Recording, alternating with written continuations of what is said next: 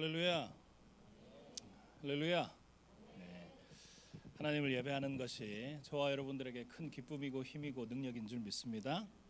여러분들 요 전 시간에 잘 놀았어요? 네, 지금 얼굴이 많이 타올라 있네요. 우리 옆 사람 바라보고 우리 인사할까요? 너를 보니. 옆 사람 보고 인사해야죠. 너를 보니. 또 큰 소리로 너를 보니. 충격적이구나. 왜 충격적일까요? 우리 하나님의 형상이니까. 아멘. 이제 말씀 드릴 준비 됐나요? 네, 좋아요. 가슴에 손을 한번 얹으세요. 네, 눈을 감으세요. 눈을 감으세요. 네, 기도하고 우리 말씀 들읍시다. 살아계신 하나님, 우리 하나님은 말씀의 하나님이심을 믿습니다. 이 시간도 찾아오셔서 분명하신 주님의 음성을 우리 가운데 들려주실 것을 신뢰합니다. 주님, 우리가 마음을 활짝 열고 이 시간 주의 말씀 앞으로 달려가오니 저희들의 마음밭에 또 저희 심령 가운데 심겨질 이 말씀의 씨앗이 우리들의 삶 속에 깊이 뿌리 내리게 하시고 이들의 삶 속에서 풍성한 열매를 맺는 은혜를 허락하여 주옵소서. 오늘 우리가 말씀 듣고 결단하며 기도한 이후로 우리의 삶이 이전과 같지 않을 것임을 믿음으로 선포합니다. 예수님의 이름으로 기도합니다. 아멘. 여러분, 예배드림이 기쁨이 되세요? 네, 지금 얼굴은 굉장히 안 기쁜 얼굴인들이네요. 예배드린 게 기쁨이 되세요? 목사님은 4대째 기독교 집안에서 태어났어요. 별로 놀랍지 않죠, 그죠? 네, 4대면 거의 우리나라에 복음이 들어올 때부터 예수님 믿어야 돼요. 저한테도 중학생 딸이 하나 있습니다. 그럼 우리 딸은 몇 대일까요? 5대예요, 5대. 여러분, 그래서 그런지 저는 너무 엄하게 신앙교육을 받았어요. 저희 어머니가 제가 눈 떠보니까 왜 교회 다니는지 모르는데 어쨌든 계속 바벨론 포로처럼 끌려다니면서 교회를 다니고 있었거든요. 근데 어느 날 제가 4학년 때, 초등학교 4학년 때 일이에요. 아버지가 갑자기 오늘부터 우리는 가정예배 드린다 이러는 거예요. 가정예배. 여러분, 주일날 한 번 예배 드리는 것도 너무 힘들어 죽겠는데 가정예배를 드린다. 월화수목금토. 예전에 목사님 어릴 때 금요 철야라는 게 있었어요. 들어본 적 있어요?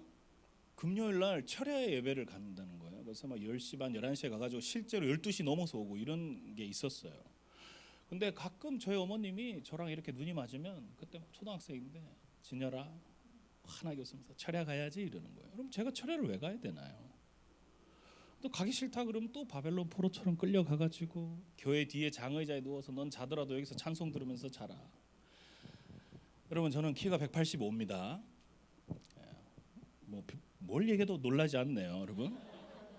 여러분, 이 정도 크려면 굉장히 쉽지 않습니다. 키가 185인데 중학교 3학년 때 178까지 컸어요. 한참 먹을 나이죠, 그죠? 이제 놀래네. 그런데 제가 학교 갈 때 저희 어머님이 중학교 때부터는 어떻게 했냐면 성경 3장을 안 읽으면 아침에 밥 안 줘 이렇게 얘기하는 거예요. 진짜 짜증나는 거예요. 여러분, 오늘 우리가 시편 읽었잖아요. 왜 시편 읽었을까요? 저는 시편을 되게 좋아해요. 짧아서. 청소년인데 밥 먹으려면 시편 열심히 읽어야 됐어. 여러분, 제가 그런 집에서 신앙생활을 하다 보니까 예배 드리는 게 기쁨이 하나도 없는 거예요. 저한테는 억지로 드리는 것 같고 너무 힘들고 막 죽겠어. 그런데 지금 여러분들처럼 저도 성경학교라는 데를 갔어요. 주제가 지금 라이즈 어게인이잖아요. 뭐 다시 일어나 뭐 이런 건데 제가 4학년 때 성경학교 갔을 때 주제가 뭐냐면 천국이었어요. 뭐라고? 천국. 여러분, 10살짜리들한테 천국은 어떤 곳일까요? 좋은 거. 그러니까 뭐 어떤 거? 뭐 어떻게 좋은데? 그냥 좋은 거. 느좋? 어떤 곳일까요? 저희 반에 남학생 7명이 있었어요. 목사님하고 같은 또래가 6명이 있었어요. 그리고 우리 선생님이 나이 많으신 권사님이셨어요. 첫 번째 성경 공부 시간 이렇게 얘기하는, 얘들아 천국이 어떤 곳인지 아니?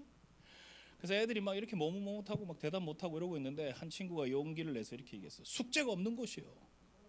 그러니까 오 이랬어. 숙제 없는 거 천국이지. 그러니까 옆에 놈이 또 용기 내서 시험이 없는 곳이요. 오, 성적표가 없는 곳이요. 오, 근데 옆에 친구가 이렇게 얘기해요. 엄마가 없는 곳이요. 오, 거의 완전 천국이다 이러면서 저한테도 물었어요. 야 진열아, 너는 천국이 어떤 곳인지 아니? 근데 목사님은 그때 삼겹살을 되게 좋아했어요.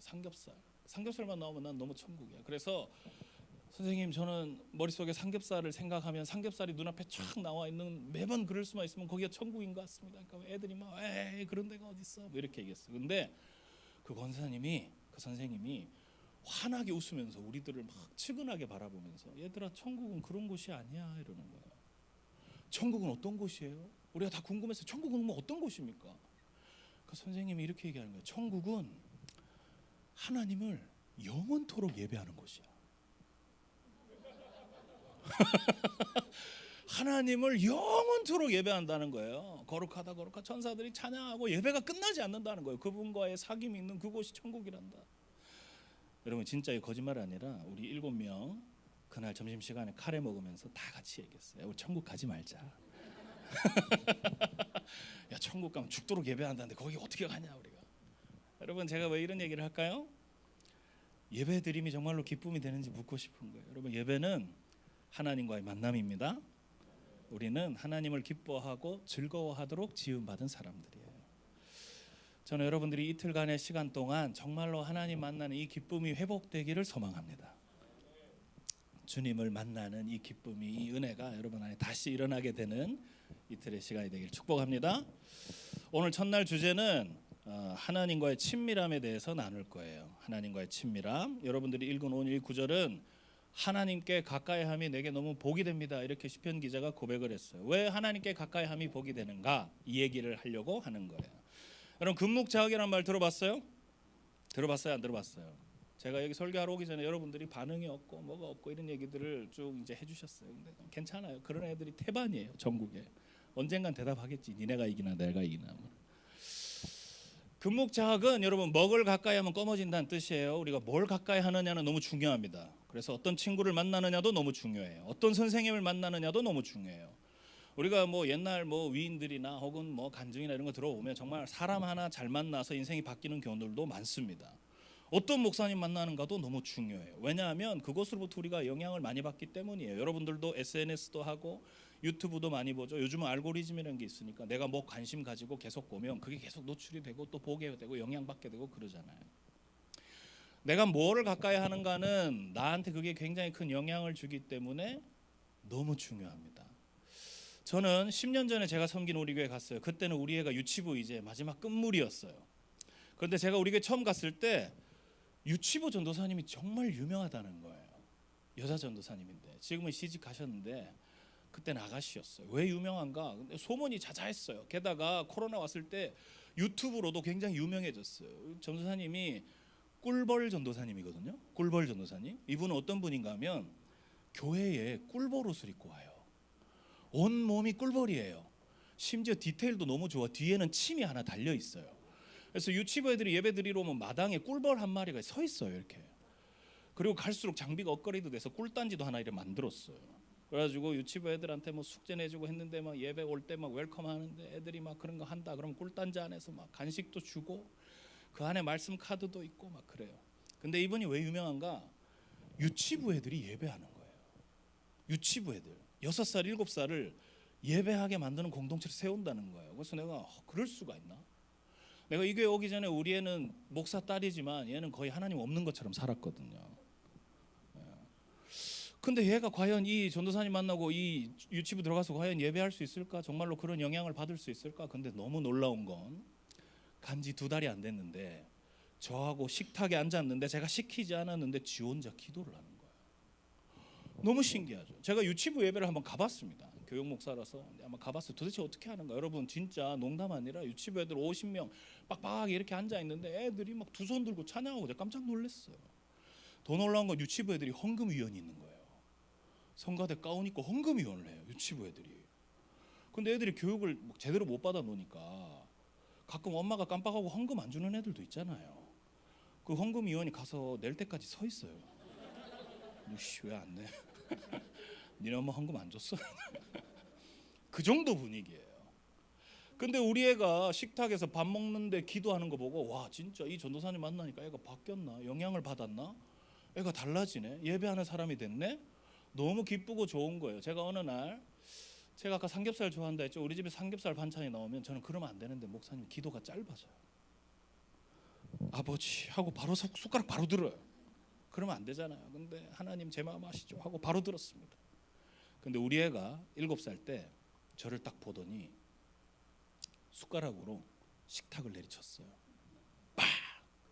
아빠! 기도를 그렇게 하면 어떡해? 이렇게 하는 거예요. 엄청 뭐라 하는 거예요. 근데 난 너무 기쁜 거예요. 왜? 유나, 기도는 어떻게 해야 되는데? 아빠한테 기도하는 거 가르쳐줘. 원래 기도 무릎 꿇고 해야 돼. 알고 있어? 이러는 거예요. 그리고 밥 먹는데 하나님한테 왜 감사도 한마디 안 하고, 아빠 목사님이 기도를 그렇게 하면 어떡해? 엄청 뭐라 하는 거예요. 나는 너무 기뻤어. 여러분, 그때부터 저는 7살짜리 바리새인하고 지금까지 같이 살고 있습니다. 계속 저를 판단하고 정죄하고, 변화가 됐긴 한데 약간 이상한 쪽으로 변화된 거죠. 뭘 가까이 하는가 너무 중요해요. 여러분, 백종원 씨 아시죠? 알아요? 뭐 이 정도는 대답할 수 있잖아. 백종원 몰라? 알지? 백종원 씨가 골목 식당이라는 예능을 했어요. 본 적 있다?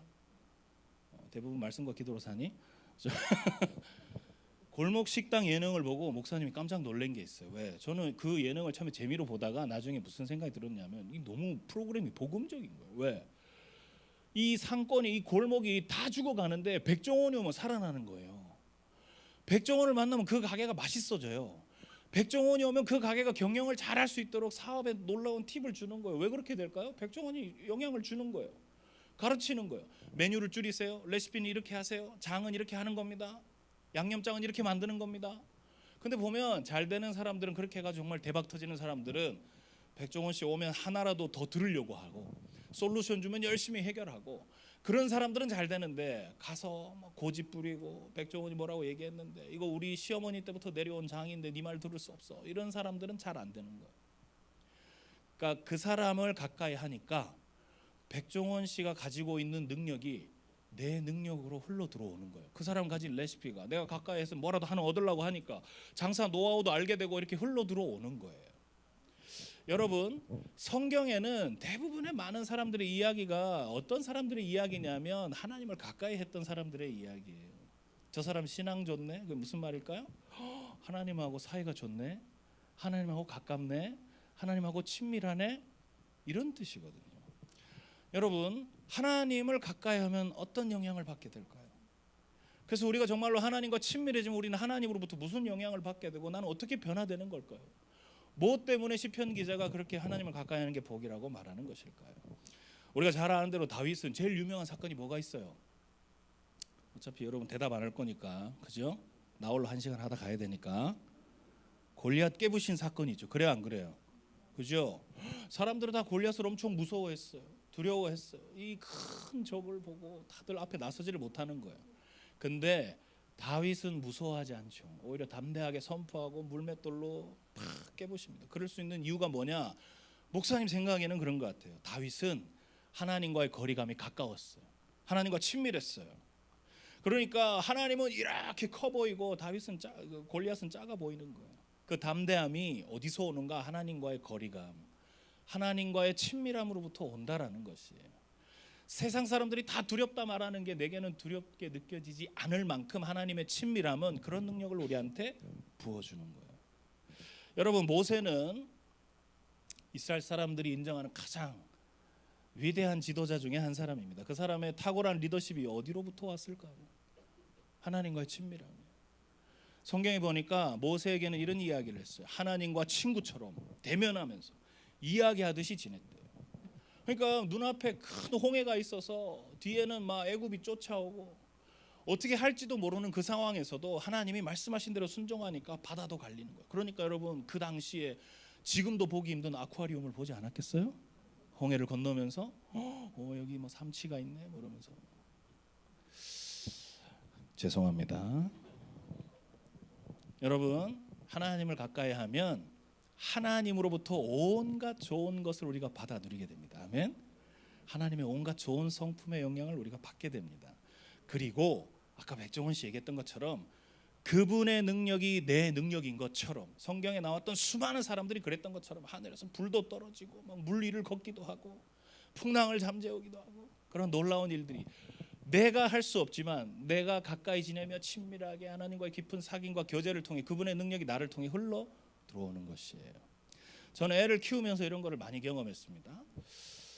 지금은 좀 커가지고 괜찮나 싶은데 이제 또 사춘기가 왔어요. 우리가 중2예요. 요즘은 올리브영하고 친하고 가방 안에 화장품 가득하고, 우리 애는 지난주 수련회 갔는데 짐 2팩인데 1팩이 화장품이었어요. 뭐 눈을 찢어가지고 말아 올리고 뭐 이런 것부터 시작해가지고 또 이런 얘기하면 싫어하는데 우리 어릴 때 이제 육아를 이렇게 하다 보면 지금도 육아하시는 분들도 보이고 한데 애가 말 잘 안 듣죠. 너무 힘들죠. 피곤하죠. 그래갖고 우리 와이프가 제가 퇴근하면 나한테 2시간만 자유시간을 줘. 좀 데리고 나가 이러는 거야. 그럼 제가 늘 알겠어. 뭐 데리고 나가는 거 어렵지 않아. 5살 6살짜리 데리고 나가는 거 별로 어렵지 않죠. 제가 근데 항상 뭐라고 꼬시냐면 유나 장난감 가게 가자. 토이저러스라는 데가 있어요. 들어봤어요? 장난감 백화점 같은데요. 뭐 모든 장난감들이 다 모여 있어요. 거기가 집이랑 10분 거리였어요. 그러니까 나는 거기만 데려가면 애가 너무 좋아하고 그 큰 매장에 지 혼자 막 돌아다니니까 난 너무 편해. 그래가지고 유나 토이저러스 가자 하면은 우리 와이프는 집에서 좀 쉬고 목사님이 애를 데리고 갔단 말이에요. 근데 토이저러스 딱 가잖아요. 문 딱 열리면 애가 너무 신나가지고 아빠 저쪽에 가 있어 하면서 얘는 막 가는데 제가 가는 데는 이런 우측 귀퉁이에 보면 저 같은 아저씨들이 모여 앉아 있어요. 휴대폰 보면서 쭈그리고 앉아있는 아저씨들 그룹에 저도 끼어서 이렇게 앉아있어요. 그러면서 유나 실컷 보고 와. 1시간 정도 보고 와. 이러고 우리가 앉아있다고. 그런데 우리가 아저씨들이 쭉 앉아있으면서 휴대폰 보고 있는데 저쪽에서 애들 소리가 들려요. 아빠 소리가 들린단 말이에요. 아빠 소리가 들리면 여기 있는 아저씨들 뭐 할까요? 좀 더 고개를 딱 일단 들어요. 여러분 그 약간 그 동물의 왕국 이런 거 미어캣 본 적 있어요? 고개 이렇게 탁 드는 거? 아저씨들이 쭈그리고 앉아있다가 탁 들어. 왜? 누구 자식인지 확인하고 싶은 거예요. 우리의 소리인가? 아빠 하면 애들 다 소리를 듣는단 말이에요. 근데 우리 애는 조금 영특해가지고 아빠가 좀 빨리 오기를 바라는 마음에 아빠를 부르지 않았어요. 뭘 불렀냐면 허진열이라고 했어요. 마트에서 그 토이저러스 그 사람 많은 데서 허진열 허진열 허진열 그랬어요. 얼마나 부끄럽겠어요, 여러분. 제가 처음 그 변을 당했을 때는 허진열 하는데 저도 모르게 벌떡 일어났거든요. 그러니까 옆에 있는 아저씨들이 허진열이네 이렇게 얘기하는 거예요. 당황스럽죠, 여러분. 제가 막 가서 유나 제발 내 이름 부르지 마. 우리 애는 뭘 좋아하냐면 레고를 좋아합니다. 레고를 좋아하고 우리 집에 가면 레고가 엄청 많아요. 레고를 좋아하는데 그날 딱 갔더니 애가 해골이 그려져 있는 해적선 레고 앞에 서 있더라고요. 이만한 거. 그때 당시에도 10만 원 넘는 배였어요. 근데 여기 딱 가니까 애가 뭐라고 얘기하냐면 아빠 이거 사 이렇게 얘기하는 거야. 명령형이죠. 아빠 사줘 뭐 아빠 사주세요 뭐 이게 아니라 아빠 이거 사 이러는 거야. 그래서 제가 너무 당황스러웠어요. 그래서 얘기했어요. 왜? 아빠 이거 왜 사야 되는데? 그랬더니 얘가 이렇게 얘기해요. 아빠 이거 좋아하잖아. 여러분 저는 레고 그거 좋아하지 않습니다. 자꾸 거짓말 하는 거예요. 지가 가지고 싶으니까. 그래서 제가 유나 이거는 너무 커. 네 나이 때 이런 거 하는 거 아니야. 그리고 너는 예쁜 여자인데 왜 이런 해골 그려져 있는 이런 걸 좋아하니? 다른 거 해라. 막 다독였어요. 근데 얘가 뭐라고 얘기하냐면 가장 아빠들이 듣기 힘들어하는 얘기를 해요. 아빠 돈 없어? 여러분 아빠들은 이 얘기를 굉장히 듣기 싫어하고 여러분들도 이건 정말 이 업계 비밀인데 뭔가 원하는 게 있을 때 아빠한테 가서 아빠 돈 없어? 라고 얘기하면 아빠가 대출을 해서라도 아빠 돈 없어? 여러분 그거 굉장히 자존심 상하죠. 아빠가 왜 돈이 없어? 내가 사줄 수 있는데 네한테 필요가 없어서 그러는 거야. 근데 얘가 마지막에 아주 놀라운 얘기를 합니다. 아빠 그러지 말고 카드 꺼내. 얘한테는 얘가 오랫동안 저를 봐왔어. 뭔진 모르겠지만 저 플라스틱 카드는 우리가 담는 모든 물건을 다 가져가게끔 하는 힘이 있는 거야. 그것만 꺼내면 다 가져갈 수 있어. 그러니까 아빠 그거 꺼내, 카드 꺼내 이렇게 얘기하는 거야. 여러분 제가 그날 조그마한 레고 하나 사주면서 집에 돌아오는 내내 이런 생각을 했어요. 얘는 뭔데 나한테 카드 꺼내라는 말을 이렇게 쉽게 할 수 있을까?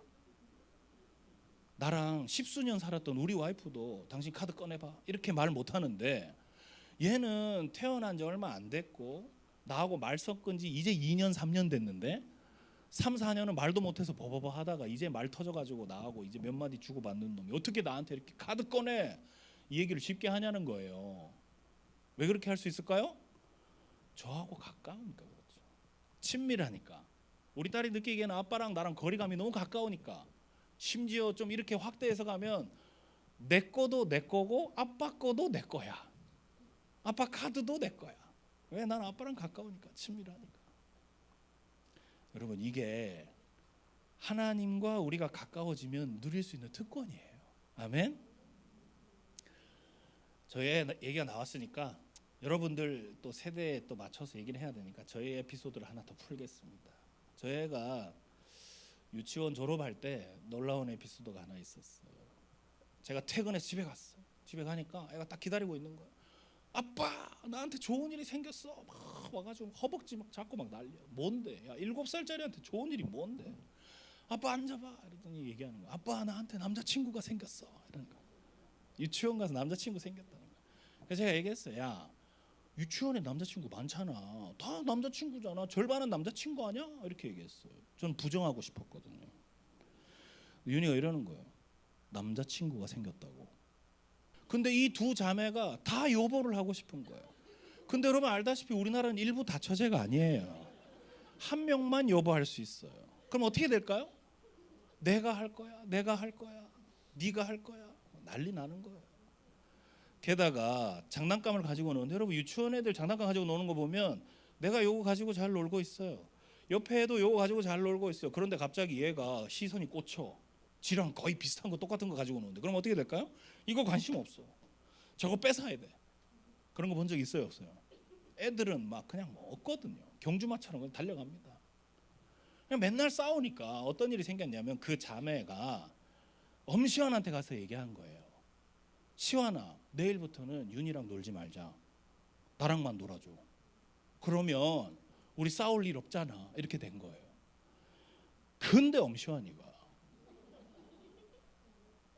근데 엄시환이가 오케이 한 거예요. 에바야? 에바야? 근데 여러분 하루도 안 놀아주고 이틀도 안 놀아주고 시환이 물도 안 떠오고 안 끼워주니까 애가 백입니까? 이틀 만에 애가 와가지고는 그 얘기하는 거예요. 막 울면서 아빠 시환이가 나랑 안 놀아줘. 여러분 그러면 제 마음이 어떨까요? 제 마음이 어떨까요? 저한테는 딸이 하나밖에 없어요. 제 마음이 어떨까요? 저 이런 생각했어요. 목사 그만둬야 되나? 테이큰 찍어야 되나? 어떻게 해야 되나요? 유치원 찾아가야 되나 지금? 엄시환 내가 지금 이 나이에 멱살 잡아야 되나? 이거 참 곤란하네. 여러분 제가 그날 침대에 누워가지고 아유 그래도 우리 딸 저 어떻게 좀 도와줘야 되는데 아빠가 돼가지고 이거 어떡하지 저렇게 우는데 근데 목사님 어릴 때가 생각났어요.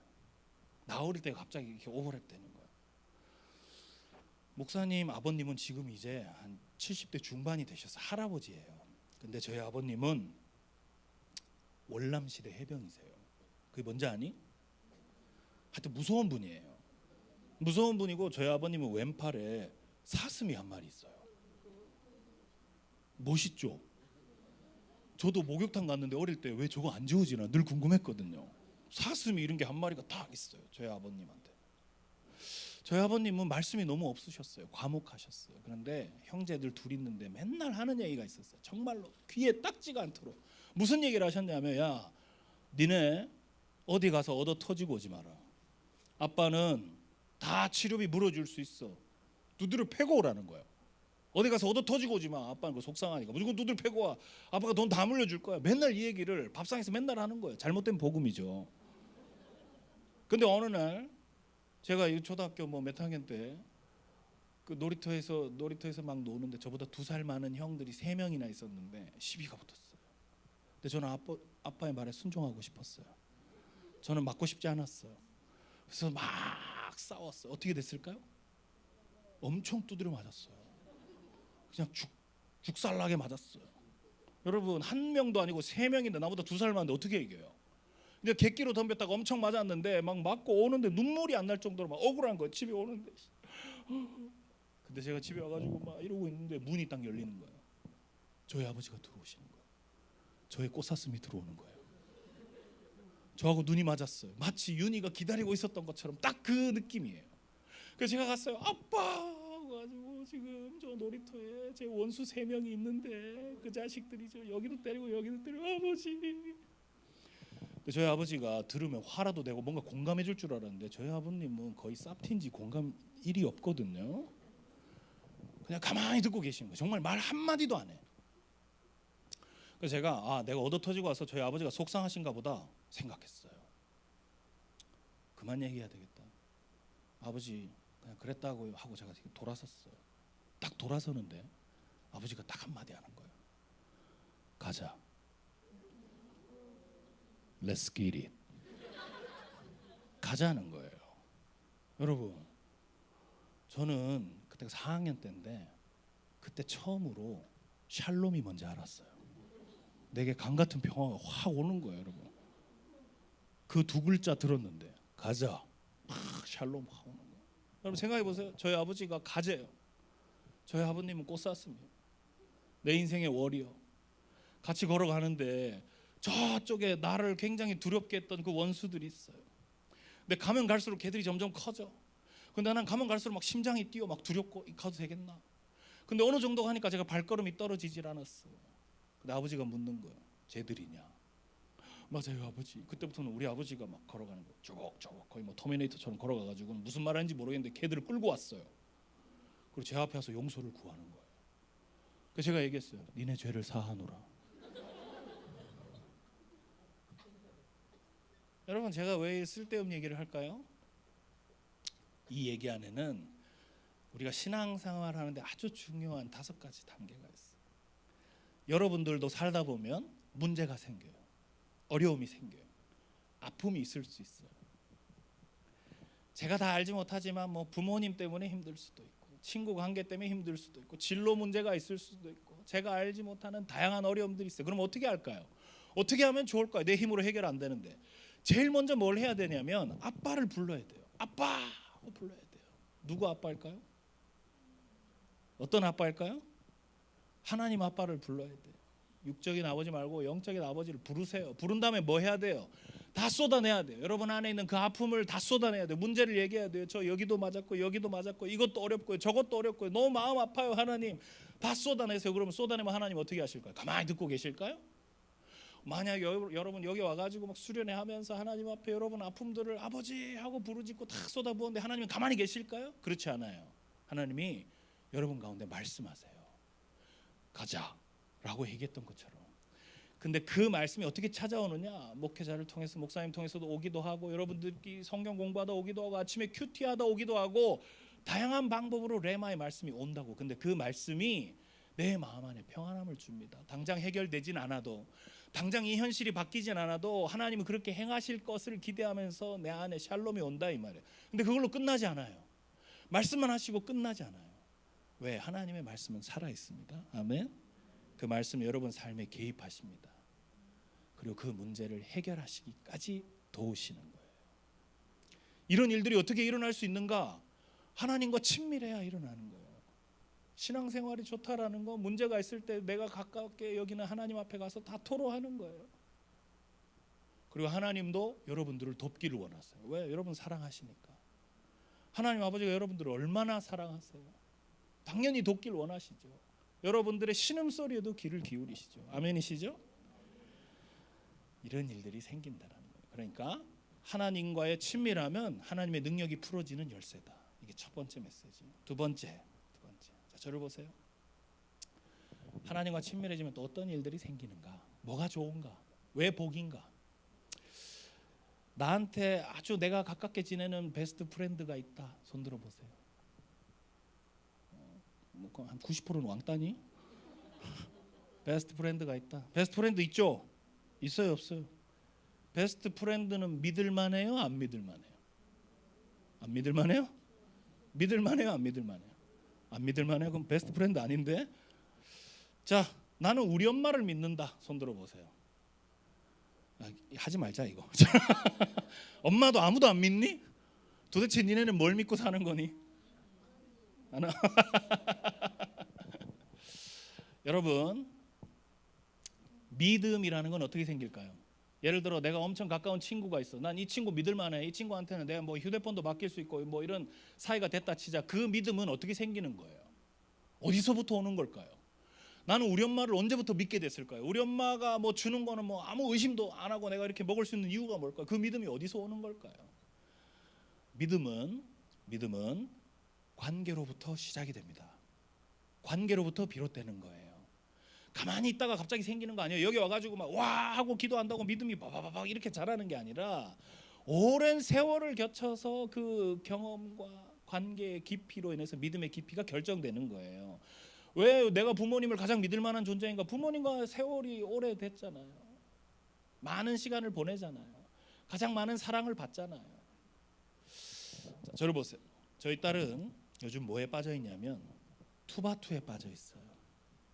투마로우 바이 투게더 들어봤어요? 뭐 하여튼 그 가수 있잖아요. 우리 집에는 우리 애가 얘를 너무 좋아하는데 어느 정도로 좋아하냐면 거기에 수빈이라는 남자가 있나 봐요. 자기 투바투 좋아한다 손 들어 보세요. 여긴 투바투 아무도 안 좋아하니? 이 보이 그룹에 너무 빠져 있는데 어느 정도냐면 내가 얘 방에 들어갔더니 방이 이렇게 4면인데 3면이 투바투예요. 투바투 사진으로 덮여 있어요. 한 면만 사진이 아니에요.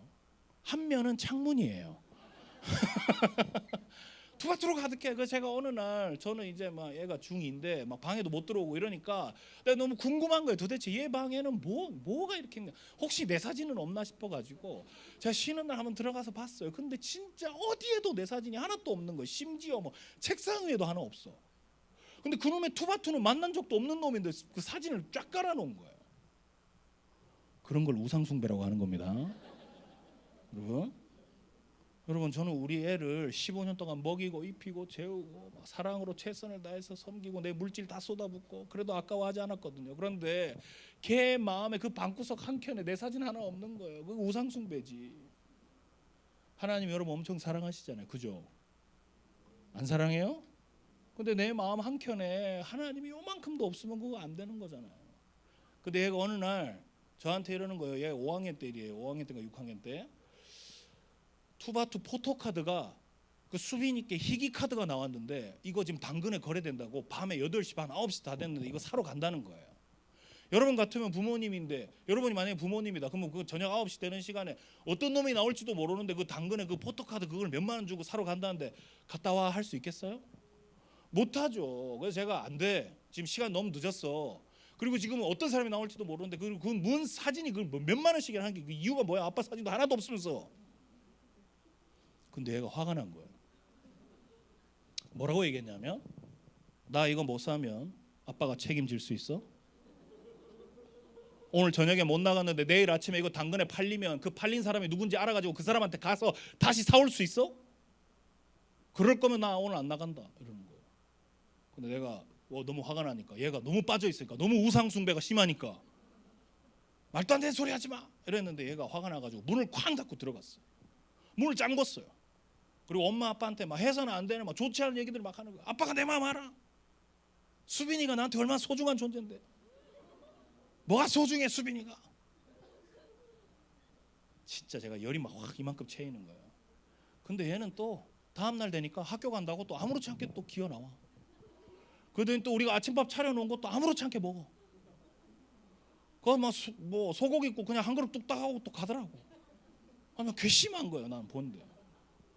근데 난 얘가 아침에 밥 먹는 거 보면서 갑자기 막 이런 생각이 들어서 얘는 어제 우리한테 진짜 좋지 않은 막 마음에 비수를 박는 말을 막 퍼붓고 하더니 오늘 아침에 밥도 뭐 나쁜 말로 잘 처먹네 진짜. 무슨 생각이 드냐면 얘는 진짜 의심이 1도 없네. 내가 막 속상해가지고 지 국에다가 설사약이라도 넣으면 어떡하려고 지금. 여러분 얘가 너무 비약적이긴 하지만 예를 들어서 우리 애는 언제부터 저에 대해서 의심도 없이 이렇게 믿음이 깊어진 걸까요?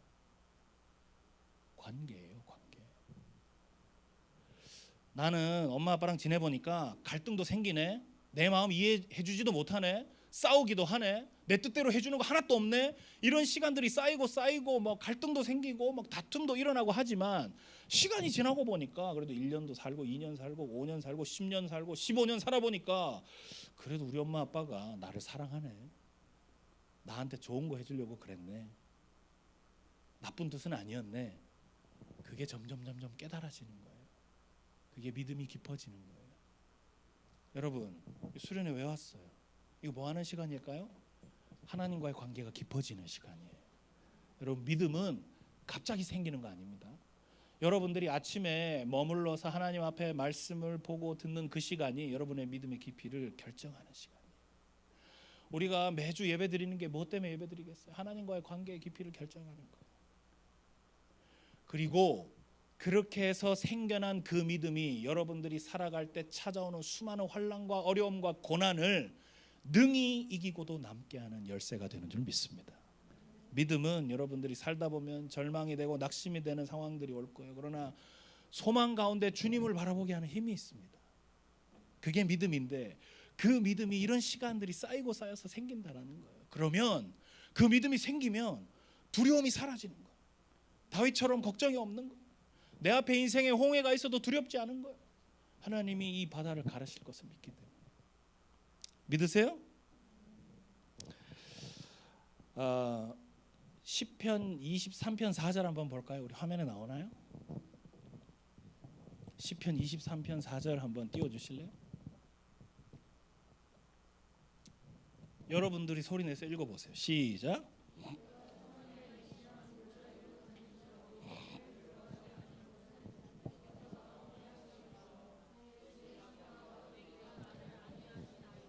우리가 너무 잘 아는 시고 유명한 시죠. 이 시는 다윗이 썼습니다. 다윗이 이렇게 얘기해요. 사망의 음침한 골짜기로 다녀도 나는 피해를 입을 거를 전혀 두려워하지 않는데. 자기가 죽을 수도 있는 그런 음침한 골짜기를 다녀도 전혀 두려워하지 않는데 왜? 주께서 나와 함께 하시고 주님의 지팡이 막대가 나를 안위한대요. 이 믿음이 어떻게 생긴 걸까요? 어떻게 생긴 걸까요? 다윗도 하나님과의 관계의 깊이가 있는 거예요. 그 하나님이 어려움이 찾아올 때마다 죽음의 고비고비마다 하나님이 건지시고 구원하시고 피할 바위 되시고 산성이 되어주시는 그런 놀라운 경험들이 이렇게 쌓이고 쌓이는 거예요. 그러면서 저런 고백을 할 수 있는 거예요. 여러분, 제가 우리 교회 처음 부임했을 때 우리 청년 리더들이 저를 기다리고 있었어요. 목사님 새로 오셨으니까 우리 목사님하고 친하게 지내고 싶습니다. 그러는 거예요. 그래, 우리 뭐 하면 좋을까? 저희랑 같이 어디 한번 놀러 가요. 이러는 거예요. 뭐 어딜 놀러 가야 되는데? 놀이공원 가자는 거예요. 그래, 가자. 그래서 내가 한번 데려갈게 하고 한 7명 된 애들 데리고 이제 갔어요. 임원들을. 근데 거기가 어디냐면 경주월드라는 데였어요. 경주월드 가봤어요? 경주월드를 갔는데 여러분, 경주월드에 가니까 너무 놀라운 롤러코스터가 하나 있는 거예요. 드라켄이라는 거예요. 드라켄 타봤다 손 들어보세요. 드라켄은 많이 탔네. 드라켄 타봤죠? 어떤 건지 알죠? 드라켄은 일반 롤러코스터랑 다릅니다. 어떤 거냐면 안 타보신 분도 계시지만 일자로 이렇게 떨어져요. 그러니까 꼭대기에 올려놓고 기차를 이렇게 거꾸로 이렇게 딱 세워놓은 다음에 땅을 바라보고 떨어지게 돼 있어요. 너무 충격적입니다. 왜냐하면 제가 경주월드 딱 도착했는데 곡소리가 거기서만 나요. 깨악 소리가 한 곳에서 계속 나길래 뭐야 했더니 막 이렇게 떨어지는 거야, 롤러코스터가. 그래서 제가 그거 딱 보는 순간 이 경주월드에서 저건 거의 선악과 같은 존재구나. 저거 먹으면 끝나겠구나. 나 저거 타면 끝나겠구나. 저거 빼고 내가 다 타야 되겠다 이 생각했는데 우리 그 7명 중에 그 막내 여자 임원이 막 발을 막 동동 구르는 거예요. 목사님 우리 오늘 저거 드라켄 타러 왔어요. 너무 신나요 이러는 거예요. 그래서 제가 야, 난 드라켄 못 탄다. 야, 저 드라켄 저거 어떻게 타니? 내가 그냥 너희들 저 드라켄 저거 이렇게 매달려 있을 때 매달려 있잖아요. 타보신 분 알죠? 잠시 이게 바로 안 떨어뜨리고 또 짜증 나는 게 매달아 갖고 시간 좀 있어요. 이거 언제 떨어질지 몰라. 막 심장이 막 터질 것 같아요. 내가 밑에서 사진 찍어줄게 이렇게 얘기했는데 그 여자 임원이 갑자기 막 목사님 자존심 상한 소리를 하는 거예요. 목사님 겁먹으셨어요.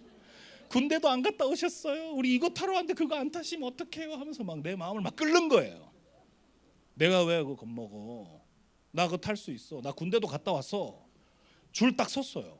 타자! 이러면서 줄 딱 섰어. 그때부터 심장이 터질 것 같은 거예요. 근데 여러분 제가 탈 차례가 딱 되니까 너무 무서워. 나 이거 못할 것 같아. 지금이라도 뒤돌아서고 싶어. 근데 막 뒤에 뒤돌아서려니까 막 애들이 막 다 쳐다보고 막 마음이 막 그래. 근데 이제 타야 되는데 제가 긴장을 너무 풀고 싶으니까 뭐라도 해야 되겠는데 바로 눈앞에 제 바로 앞에 누가 있었냐면 키가 요만한 진짜 키가 이거 드라켄 키 제한이 있거든요. 키가 이거 될랑말랑하는 어떤 남자의 하나가 지 혼자 딱 서 있는 거예요. 지 혼자 타러 왔어. 그래서 나 너무 궁금한 거야. 그리고 말도 걸고 싶고 긴장도 풀고 싶고 그래서 엄청 자상하게 제가 막 따르게 안 하고 야야 너 이거 안 무섭니? 이렇게 딱 요 톤으로 물었어요. 너 이거 안 무섭니? 근데 얘가 약간 띠꺼운 표정으로 저를 이렇게 올려다보더라고. 왜요? 아저씨 쫄았어요? 이러는 거예요 갑자기.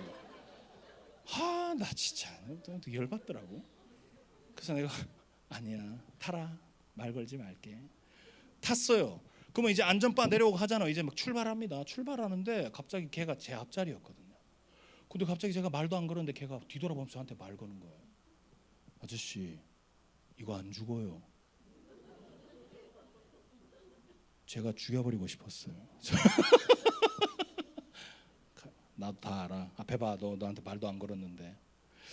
여러분, 드라켄역에 안 타신 분들이 많으니까 제가 1분 안에 간단하게 간증을 하면, 드라켄이 어떤 느낌이냐면 올라갈 때 심장이 너무 빨리 뛰어요. 미친 듯이 뜁니다. 죽을 것 같습니다. 주님 계속 찾습니다.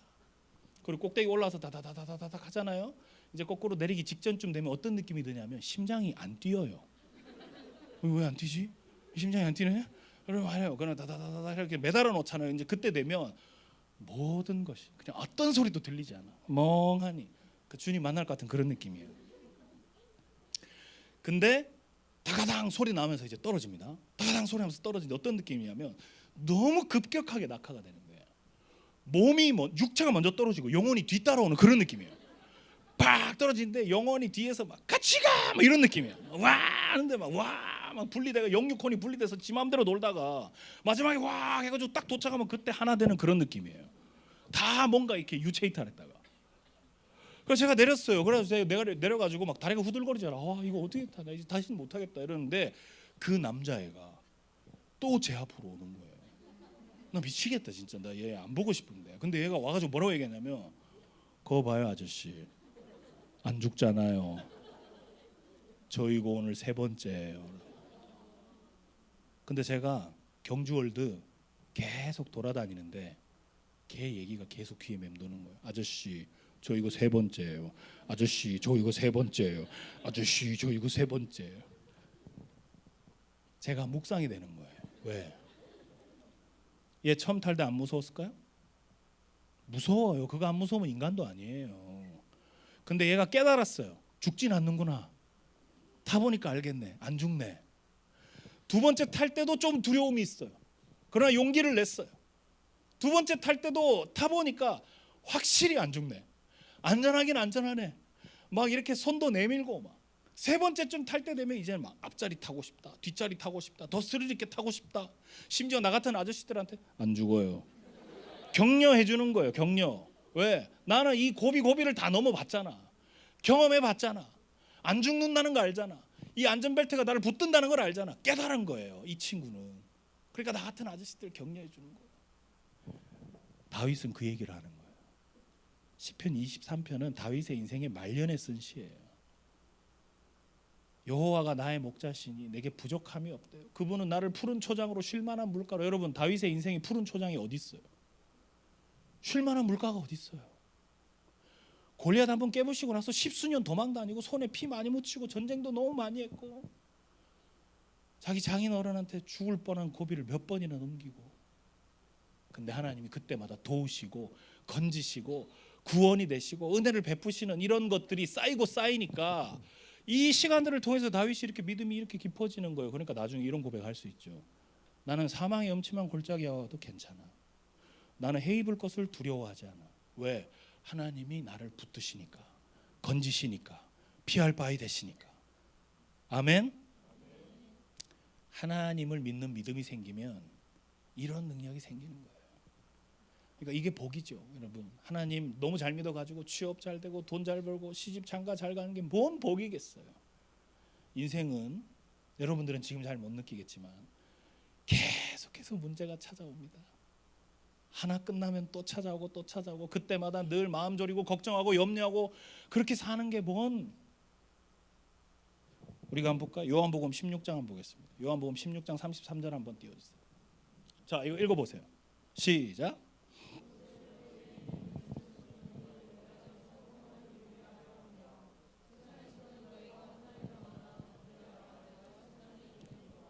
자, 이거 예수님이 하신 말씀이에요. 예수님은 하나님이세요. 근데 하나님이신 그분이 인간의 몸을 입고 이 땅에 오셨어요. 근데 와서 이렇게 얘기하신 거예요. 야, 내가 이거 너희한테 이런 이유가 있다. 내가 친히 인간의 몸을 입고 너희들이 알아먹을 수 있는 이 말을 통해서 너희들에게 이 메시지를 하는 건 이유가 있다. 여러분, 그래서 사복음서도 보면 예수님이 직접 하신 말들은 색깔이 쳐져 있잖아요. 그거 너무 중요해. 하나님이 오죽 답답했으면 그 수많은 선지자들을 다 제껴놓고 자기가 직접 와서 얘기하잖아요. 근데 지금 이거 예수님이 뭐라고 얘기하냐면, 야, 내가 너희들에게 이 말을 꼭 하는 이유는 뭐냐면 제발 내 안에서 좀 평안을 누렸으면 좋겠다. 이 땅을 살아가는 동안에 평안을 누렸으면 좋겠다. 내가 네 인생의 주인이고 아버지고 하나님인데, 그런데 문제는 이거예요. 세상에서는 너희가 환난을 당한다. 너 이 땅 살 때는 환난을 당한대요. 당한다는 게 뭐예요? 내가 노력해서 안 되는 게 아니에요. 그냥 와서 덮치는 거예요. 이 땅을 살아가는 동안에는 어쩔 수 없어요. 죄로 인해서 우리는 환난을 당하고 고난을 당하고 어려움을 피할 수 없다 이 말이에요. 이거는 예수님이 직접 하신 얘기예요. 그런데 당해도 괜찮아. 왜? 담대해라. 내가 세상을 이겼단 말이에요. 네가 당하는 그 환난을 내가 이겼다. 그 고난을 이겼다. 여러분, 이게 무슨 말인지 이해가 되세요? 돼요, 안 돼요? 여러분, 2018년인가 아시안 게임이 인도네시아에서 있었어요. 아시안 게임이 뭔지는 알죠? 올림픽 같은 거. 아시아에 있는 올림픽이에요. 근데 여기에 아주 중요한 구기 종목이 하나 있었어요. 그건 뭐냐면 축구예요. 왜 중요하냐면 손흥민이 출전했어요. 근데 이게 뭐가 중요하냐? 여러분, 손흥민은 국제 대회에서 메달이 좋은 성적이 못 받아가지고 그때까지도 군 문제가 해결이 안 됐어요. 근데 아시안 게임에서 금메달을 따면 군 면제가 돼요. 여러분, 축구 좋아하는 남자들은 알겠지만 손흥민 같은 이런 국보가 군대를 가서 몇 년을 버린다라는 건 정말로 이거 국가적인 큰 손실입니다. 반드시 따가지고 이 문제를 해결하고 정말로 우리나라 이름을 널리 알려야 되는데, 제가 너무 안타까운 거예요. 근데 얘가 왜 아시안 게임을 나가게 됐고 여기서 금메달 따면 군 문제가 해결되니까 이거는 대한민국 남성들의 큰 소망이 걸린 그런 문제였다고, 이 아시안 게임이. 그래서 제가 오죽하면 인스타그램에, 손흥민 인스타그램에 들어가서 댓글 달았어요. 흥민아, 형이 기도하고 있다. 형이 기도한다. 너 진짜 영국 가서 득점왕 해야 되는데. 여러분 알죠? 그거 하고 나서 얼마 안 있다 득점왕 됩니다. 그런데 결승전에 누구랑 하냐면 일본이랑 했어요. 일본이랑은 그냥 해도 재밌는데 결승전이 일본이야. 그래서 제가 이건 기도하는 마음으로 봐야 된다. 그래서 제가 우리 교회 후배 목사님들 3명을 우리 집으로 불렀어요. 그리고 사모님들을 제가 어디 카페에 모셨어요. 사모님 2-3시간만 커피 한잔 하고 오세요. 그리고 우리 목사님들 3명하고 저까지 4명이서 제가 후배 목사님들한테 얘기했어요. 오늘 우리는 축구를 보는 게 아닙니다. 오늘 우리는 손흥민의 아론과 훌이 됩니다. 손흥민이 이길 때까지 우리 기도하는 마음으로 앉아서 볼 수도 없습니다. 후배 목사님들이 아멘 했어요. 교촌에 전화하세요. 교촌 지키네. 닭을 한 마리 번제로 드려야 됩니다. 이렇게 얘기했어요. 저희 다 모였어요. 축구를 봤어요. 근데 전반전 끝나고, 여러분, 일본의 우측 그 날개가 너무 잘하는 거예요. 나중에 한번 하이라이트 보세요. 걔가 계속 돌파해가지고 막 센터에 올려가지고 막 난리예요. 제가 볼 때마다 막 너무 조마조마한 거예요. 와, 골 들어갈 것 같다. 쟤 너무 잘한다. 심지어 제가 막 이런 말 하면 안 돼요. 하나님, 저 요시단지 나발인지 제 다리를 접질러 주세요. 저 발목이 나가게 해주세요. 막 일본이 헤딩 슛을 했는데 골대를 맞고 나오는 거예요. 막 와 하면서 제가 너무 놀래가지고, 하나님, 저 골대를 약간 옆으로 옮겨주세요. 난리 진짜. 막 우리 조마조마하고 막 와 하고 목사님들 막 고함 지르고 이러는데 연장전까지 가는 거예요. 우리 막 죽을 것 같은 거야. 근데 결론은 어떻게 되냐? 이승우라는 선수가 연장전에서 골을 넣었어. 골을 넣으니까 우리 집 난리 났어요. 그 교촌 닭뼈가 그냥 집에 막 와! 목사님 해냈습니다. 황희찬 또 헤딩슛 와! 그래갖고 막 이승우가 막 일본 자동차 광고판 위에 막 올라가가지고 막 세레모니하고 막 난리 났어요. 결국은 이겼어요. 그래서 손흥민이 군대를 안 가게 된 거예요. 제 기도에 지분이 굉장히 큽니다. 여러분, 나중에 축구 시합이 다 끝났어요. 우리 와이프가 집에 와가지고 집 꼬라지가 이게 뭐냐고 한 소리 듣고 집 다 치우고, 제가 샤워하고 이제 누웠습니다. 침대에 누워가지고 오늘의 그 기쁨을 만끽하려고 휴대폰으로 하이라이트를 봤어요. 하이라이트를 보는데 제가 하이라이트를 볼 때 제 마음이 어땠을까요? 막 조마조마할까요? 막 두려울까요? 막 일본이 막 돌파하는데 막 걱정될까요? 아, 골 먹으면 어떡해? 막 졸일까요? 마음이 너무 느긋한 거예요. 그냥 너무 평화로워. 요시다고 나발이고 뭐 계속 돌파하다. 야, 돌파 시컨 해봐라. 야, 돌파 100날 해봐라. 네가 이기나. 왜 그럴까요? 나는 결과를 아니까. 우리가 이겼잖아요. 그죠? 여러분, 예수님은 그 얘기하고 계시는 거예요. 니네가 겪는 환난, 고난, 어려움 걱정하지 마. 내가 다 이겼어. 아멘. 그걸 믿는 사람들이 평안을 누리는 거예요. 그 믿음이 어떻게 오느냐? 하나님과의 친밀함으로부터 오는 거예요. 그 친밀함이 우리 안에 이 믿음을 깊게 심어주면 여러분들이 앞으로 살아가면서 맞이하게 되는 그 수많은 고난과 환난과 어려움 가운데서 난 어차피 이긴 사람이니까, 주님은 내가 겪게 될 이 환난과 고난을 이겨내신 분이시니까 이 고백이 생기는 거예요. 저는 여러분 안에 이런 다윗의 고백이 일어나기를 축복합니다. 사망의 음침한 골짜기로 가도, 내 인생에 수많은 어려움들이 나를 애워싸도 하나님이 나를 지키시고 보호하신다. 선하게 이끄신다. 인도하신다. 복의 통로가 되게 하신다. 무슨 말인지 지금 이해를 잘 못하는 것 같은데. 아멘. 여러분, 아멘으로 이 말씀을 받아서 취하면 반드시 여러분 삶 가운데 그 일대로 행하게 될 줄 믿습니다. 말씀을 마무리하겠습니다. 자, 저를 보세요. 이제 다 했어. 1시간 들었어요, 여러분. 자, 저를 보세요. 이거 무거워요, 안 무거워요? 마지막 결론이에요. 하나님과 친밀해지면, 하나님과 가까워지면 어떤 좋은 점이, 뭐가 복인가? 잘 보세요. 이거 무거워요, 안 무거워요? 목사님은 103kg예요. 이거 굉장히 영업 비밀인데 알려주는 거예요. 나 키가 185에 103kg야. 나한테 이게 무겁겠어? 하나도 안 무거워. 근데 잘 봐요. 계속 이렇게 들고 있다. 그럼 어떻게 될까요? 그럼 어떻게 될까요? 이거 무거워져요, 안 무거워져요? 무거워져요. 이거 안 무겁. 이거 갑자기 막 팔 떨어질 걸? 여러분, 베드로전서 5장 7절 한번 보겠습니다. 이 말씀 보고 우리 마무리할까요? 너의 염려를 다 주께 맡겨라. 이는 그가 너희를 돌보십니다. 자, 저를 보세요. 여러분 삶에 작은 문제라도 내가 해결하려고 쥐고 머리 싸매면 아무리 작은 문제도 굉장히 무겁고 힘들고 어렵게 됩니다. 믿음이 생기면 이 문제를 맡겨드릴 수 있습니다. 요거를 이렇게 탁 맡겨서 내려놓으면 난 자유케 되는 거예요. 이게 하나님 우리에게 주시는 아주 놀라운 특권이자 은혜이자 복음이에요. 맡긴다라는 말은 던진다라는 의미가 있어. 내 안에 많은 고민과 염려와 걱정을 하나님 앞에 던지는 거예요. 자, 목사님 오늘 딸 얘기를 많이 했죠? 그죠? 목사님 딸은 사실 태어난 지 2달 만에 담도폐쇄라는 희귀 난치병이 왔어요. 못 고쳐요. 투병 생활 오래 했어요. 수술대에 3번 올라갔어요. 10살에 간경화 말기가 왔어요. 그리고 간 이식을 했어요. 목사님이 엄청 기도했어요. 기도 안 했겠어요? 지금 1분 만에 얘기한 거예요. 10년 내내 기도했겠죠. 새벽에 가면 뭐 기도하겠어요? 애가 점점 얼굴이 시커매지고 눈이 노래지고 10살에 간경화 말기가 와서 이제 죽는다는데, 이식이 안 되면 살 수가 없다는데. 근데 결국 하나님이 이식을 할 수밖에 없도록 인도하시더라고요. 그래도 감사했어요. 감사하고 하나님 좋은 것 주실 것이다. 근데 이식을 하게 됐어요. 이식을 하게 됐고 제가 여기 오니까 갑자기 또 그 생각이 나는데, 저희 애한테 간을 기증한 그 가정이 목포에서 살아요. 우리는 그 정보를 알 수는 없어요.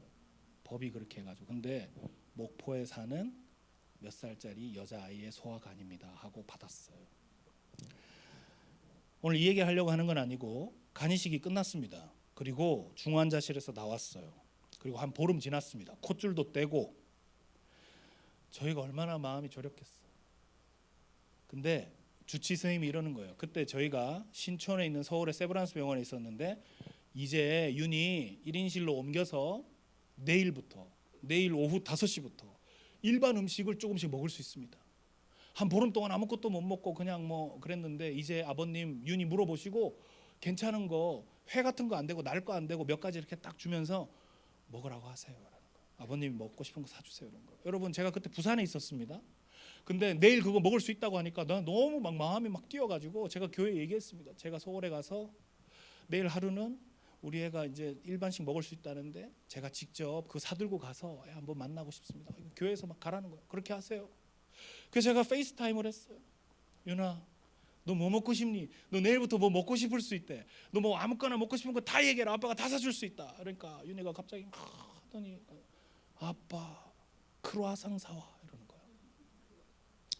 그래서 윤아 지금 너 크로아상보다 지금 뭐 전복도 있고 소고기도 있고 야 좋은 거 천진데 무슨 크로아상이야. 다른 거 얘기해 윤아. 더 먹고 싶은 거 그거밖에 없어. 그랬더니 아빠 2번 얘기하게 하지 마. 그래서 그래서 알겠어. 그래서 내가 그 크로아상 사야 되겠다 그래가지고 우리 청년들한테 신촌의 크로아상이 어디가 제일 유명한가 알아봐 달라 했어. 우리 애들이 막 알아봤어. 청년들이 이 집입니다. 근데 목사님 주의하실 게 있습니다. 이 집이 너무 장사가 잘 돼가지고 크로아상 너무 맛있는데 한 2시 3시 되면 이미 뭐 빵 다 팔리고 없습니다. 못 살 수도 있습니다.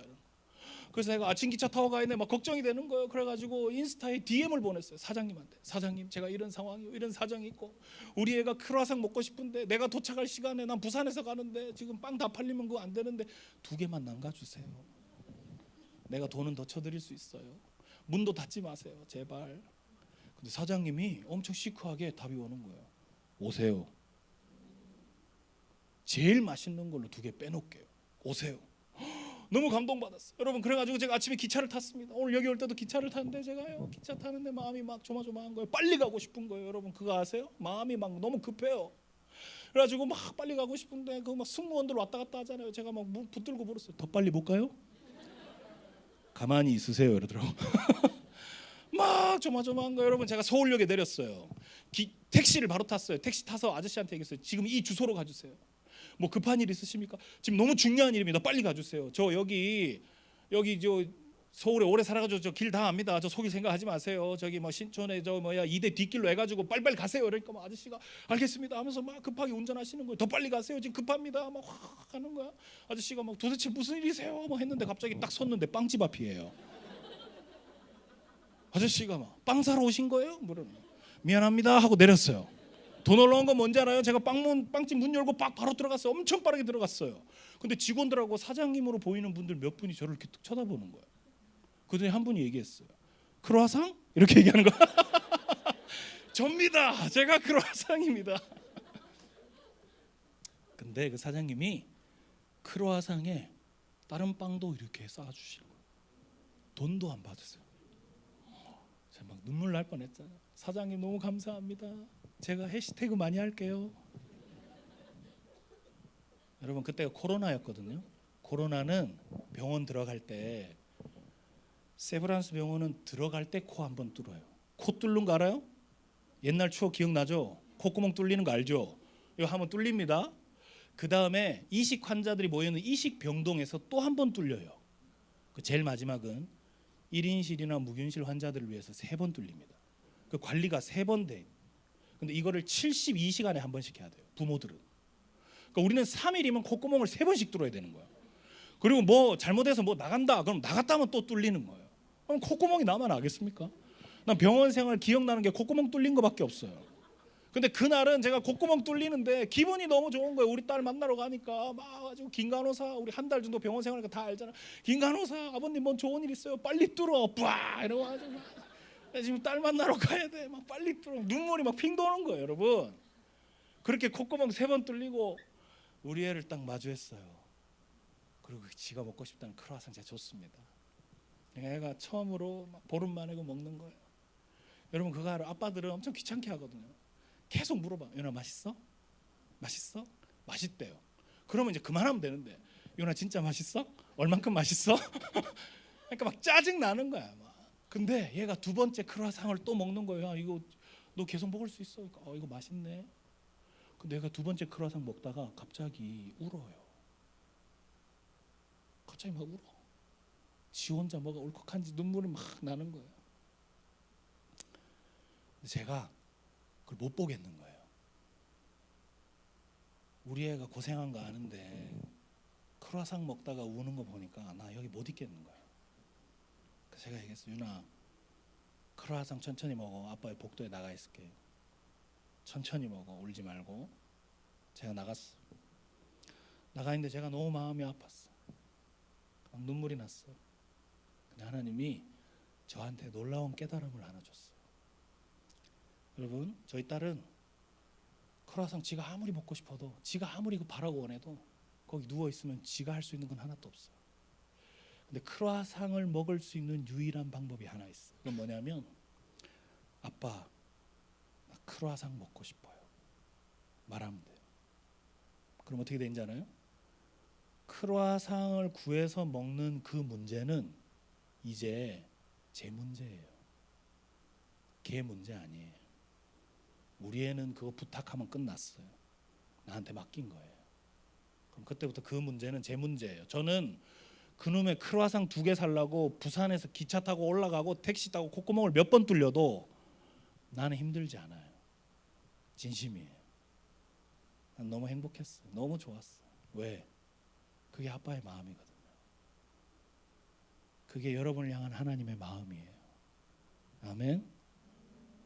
여러분, 이제 여러분들 이틀 동안 성경 공부도 하고 말씀도 듣고 집회도 하고, 하나님이 원하시는 게 있을 거예요. 우리 반주하시는 분 좀 도와주실래요? 목사님 보세요. 우리 같이 이렇게 이제 기도하고 마칠 건데, 하나님 여러분에게 원하시는 건 뭐냐?